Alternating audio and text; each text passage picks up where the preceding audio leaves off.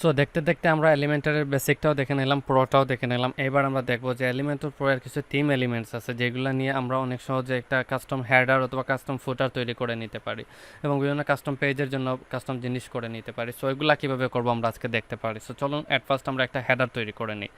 Header তৈরি করে নিতে হলে আমাদেরকে এই যে এলিমেন্টর আছে এর নিচে আমরা টেমপ্লেট নামে একটা অপশন পাবো। এই টেমপ্লেটের পরে যেটা আছে সেখানে আমরা একটা টেমপ্লেট থেকে অ্যাড নিউতে ক্লিক করব। অ্যাড নিউতে ক্লিক করার পর এই যে সিলেক্টে ক্লিক করে আমরা কি তৈরি করতে চাচ্ছি ওইটা আজকে সিলেক্ট করে দিব। সো প্রথমে আজকে আমরা একটা তৈরি করব হেডার। সো হেডার সিলেক্ট করে দিলাম, এরপর একটা নাম এখানে দিতে হবে। সো আমি একটা নাম দিয়ে দিলাম যে আমাদের হেডারের নাম হবে মেইন হেডার। দেন ক্রিয়েট টেমপ্লেটে ক্লিক করলাম। এই ক্ষেত্রে লোড নিতে একটু সময় লাগতে পারে, আবার নাও সময় লাগতে পারে।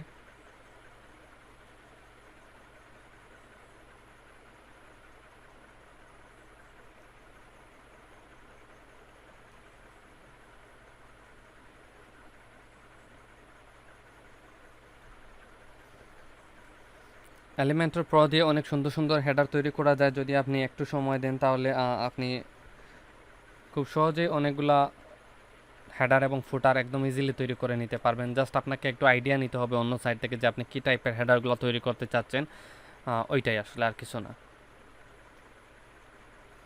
সো আমাদের সাইটটা লোড হোক, লোড হলে আমরা কন্টিনিউ করতেছি।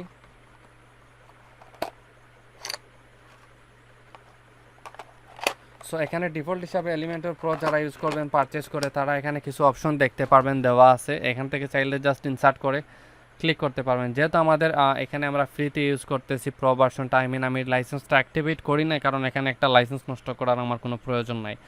তাই আমি এখান থেকে জাস্ট এইখানে আসলাম। এই হেডারে এই যে কিছু অপশন চলে আসছে, সাইট হেডার লগো আছে, টাইটেল আছে, নেভিগেশন মেনু আছে, site map, search form, page title, এই কিছু জিনিস আছে অপশন। এবং হচ্ছে যে এখানে জেনারেলে আছে, তারপর ওয়ার্ডপ্রেস ইত্যাদিতে আছে। সো আমরা একটা একটা করে অ্যাড করব। সো প্রথমেই আমাদেরকে একটা আইডিয়া নিয়ে নিতে হবে যে আমাদের সাইটে কী কী থাকবে। সো আমরা একটা ড্র করে নেই এখানে। এইটা হচ্ছে আমাদের ফুল সাইটের হেডার, এতটুকু।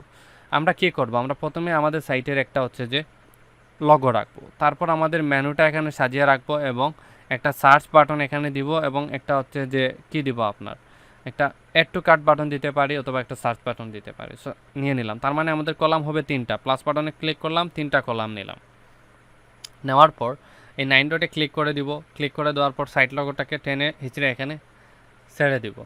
যদি ইমেজ আসে ভালো কথা, এই যে ইমেজটা আমাদের সাইট লগোটা চলে আসলো। এবার এইদিকে টান দিয়ে আমরা ওইটাকে ছোটো করে দিতে পারি, অনেক ছোটো করে দিলাম।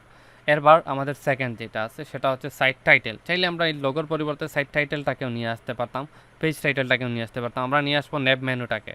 সো নেভিগেশন মেনুটাকে নিয়ে আসলাম, আসার পর এই যে চলে আসলো। এবার এখান থেকে একটা জিনিস করতে হবে, লেআউট হরিজেন্টাল, ঠিক আছে। আমরা হচ্ছে যে এই এই বাটনে ক্লিক করব।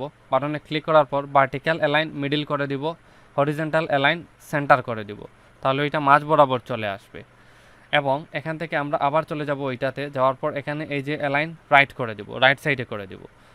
আবার চলে যাব হচ্ছে এই বাটনে, যাওয়ার পর এখান থেকে এই যে সার্চ ফ্রমটাকে আছে জাস্ট ড্র্যাগ অ্যান্ড ড্রপ করে এনে ছেড়ে দিব। সো সিমিলারলি আবার চলে যাব এই বাটনে, বাটন থেকে vertical align middle, horizontal align centre. Okay. So একটা নর্মাল হচ্ছে যে মেনু বা হেডার অপশন আমাদের তৈরি করা শেষ। একটা মেনু, একটা লোগো আছে, তারপরে এই যে সার্চ বাটন আছে, এখানে সার্চ করতে পারবেন। অনেক সুন্দর, তাই না? সো লগোর তো আমাদের কোনো কাজ করার নাই, মেনুতে কাজ করতে পারবো। মেনুতে আসলাম, আসার পর স্টাইলে চলে যাই। এখান থেকে আমরা কন্টেন্টে থেকে মেইন মেনু থেকে অন্য কোনো মেনু থাকলেও আমরা ওইটা সিলেক্ট করে দিতে পারতাম, মেইন 01। বাট আমি মেইন মেনুটাকে সিলেক্ট করে দিলাম। তারপর স্টাইলে যাই। স্টাইলে যাওয়ার পর নর্মালে যে কালারটা থাকবে সেই টেক্সট কালারটা কী থাকবে, আমি এখান থেকে টেক্সট কালারটাকে আমি করে দেই যে কী করে দেবো, ব্ল্যাক করে দেই, ব্ল্যাক কালার থাকবে। পয়েন্টার উইথ, এই যে এটাতে আনার পর একটা যে পয়েন্টার আসতেছে, এই পয়েন্টারের উইথ কতটুকু থাকবে, আমি এখান থেকে 0 করে দিই। তাহলে এই যে দেখুন এখন আর পয়েন্টারটা নাই, গায়েব হয়ে গেছে। তারপর হচ্ছে যে আমি এই যে ড্রপ ডাউন থেকে আমি আচ্ছা এখানে হবারে যাই। হবারে যাওয়ার পর টেক্সট কালার, হবার করলে কী কালার হবে এইটার উপর মাউস নিলে এখান থেকে কালারটা আমি করে দিই যে রেড। এখানে হবে মাউস নিলে আমার রেড কালার হবে। পয়েন্টার কালার থাকবে আমার নান, এখান থেকে নান করে দিই, মানে 0। সো এই যে আমার কালার থাকবে রেড। এরপরে আর কিছুই নাই এখানে করার। অ্যাক্টিভে যে যেটা যে পেজে থাকবে ওই পেজের টেক্সট কালার কী থাকবে দিয়ে দিই যে হচ্ছে যে এই কালারটা থাকবে। সো আমরা এই কালারটা দিয়ে দিলাম, অথবা এখানে এটা চেঞ্জ করে প্রাইমারি কালারটাকে দিয়ে দিই। ওকে, সো গেল এইটা। তারপর ড্রপ ডাউনে যাই। ড্রপ ডাউনের ক্ষেত্রেও আপনারা টেক্সট কালার ইত্যাদি অ্যাক্টিভ হোভার এখান থেকে সেট করে নিতে পারেন, এটা আপনাদের বিষয়। চাইলে বক্স শ্যাডো অ্যাড করতে পারেন, আমি বক্স শ্যাডো দিয়ে দিলাম। ওকে, সো এই বিষয়বস্তু। তারপর টগল অপশনটা কি একটু বুঝাচ্ছি। এখন এই যে মেনুটা আমাদের অ্যাড করা হয়ে গেল, সেট করা হয়ে গেল, কিন্তু আমরা এটাকে যদি আমরা এখান থেকে রেসপন্সিভ মোড থেকে মোবাইলে নিয়ে যাই, তাহলে এই যে দেখুন লগোটা আসতেছে, আর এই যে একটা অপশন আসতেছে, এটাকে বলা হয় টগল অপশন। সো এখানে যদি আমি একটা কাজ করি, এই যে এই বক্সটা আছে এখানে, এটাতে ক্লিক করি, ক্লিক করার পর কন্টেন্ট উইডথ যদি আমি 70 পিক্সেল দিয়ে দিই, এবং এইটাতে ক্লিক করি, এইটাতে যদি আমি এখানে 30 পিক্সেল দিয়ে দিই, তাহলে একটা জিনিস খেয়াল করে দেখবেন আমার ওইটা ওই পাশে চলে গেছে। এবার এইটাতে যখন আমি ক্লিক করব, এই যে আসলো, আসার পর এই বাটনে যদি আমি ক্লিক করি, এটা ওই পাশে চলে যাচ্ছে। কেমন? এখন এইটাকে আরেকভাবে সেট করতে পারি, এখানে এইটার ওই অপশনে যেতে পারি, যাওয়ার পর এই যে ভার্টিক্যাল লাইনটাকে এখান থেকে 100 করে দিতে পারি।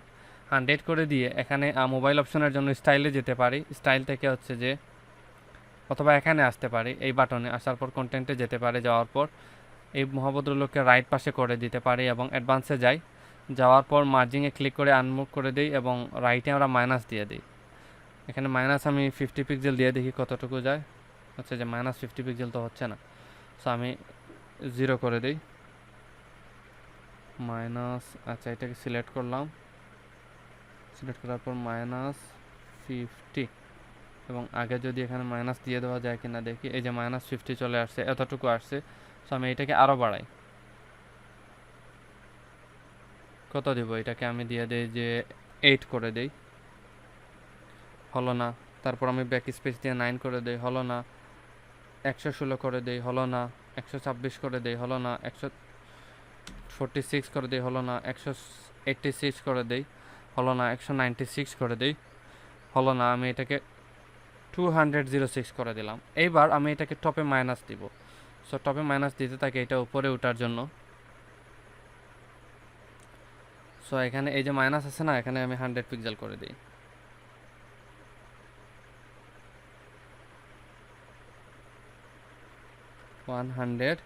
এবং এখানে এসে একটা মাইনাস দিয়ে দিই,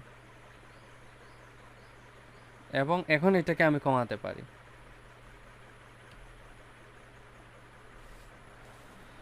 সো বেশি চলে গেছে, আমি যদি এখান থেকে এটাকে কমাই দিই। অ্যাকচুয়ালি আমার মাউসের চার্জটা চলে গেছে, যার জন্য প্রবলেম করতেছে, এবং এত রাত্রে এখন কোথায় যাব মাউস কিনতে। এটা হচ্ছে আবার উপর দিকে যদি আমি নিয়ে যাই,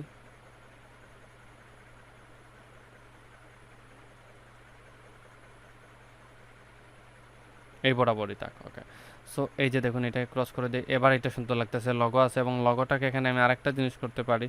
লগোটার উইথটা এখানে আমি এইটাতে ক্লিক করে এখানে 50 করে দিই, তাহলে আরও একটু ছোটো হয়ে যাবে। 50 করে দিলাম। এবার এইটা আছে, এখান থেকে এইটাকে ক্লিক করলে এই মেনুটা স্লাইড আপ হয়ে বের হচ্ছে। সো এটাই হচ্ছে এইভাবে একটা নেভিগেশন মেনু তৈরি করা যায়। যখন আমরা ক্লায়েন্ট পর্যন্ত করব, তখন আমরা আরও বিস্তারিত দেখব যে কীভাবে একটা মেনু পারফেক্টলি তৈরি করা যায়। So that's all for this tutorial. Thank you.